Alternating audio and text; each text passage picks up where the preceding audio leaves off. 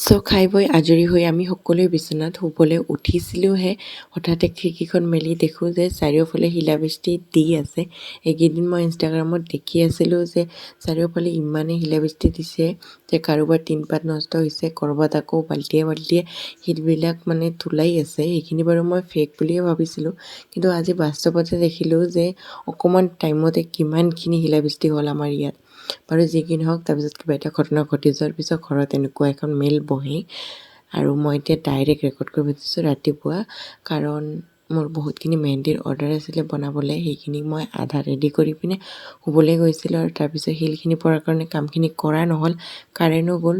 মই পটাপটকৈ মৰ্ণিং কামখিনি কৰিলোঁ আৰু মুখখনৰ অৱস্থা দেখি মোক মঞ্জলিকা বুলি নাভাবিব, কাৰণ মই মানে মেকআপখিনি গুচাই আনি তেনেকৈ শুই গ'লোঁ আৰু মানে ৰাতিপুৱা ইমান টাইম নাই হাতত। তেনেকৈ ৰেকৰ্ডিংখিনি কৰা হ'ল। এয়াই আছিলে ভিডিঅ'খিনি। বাই।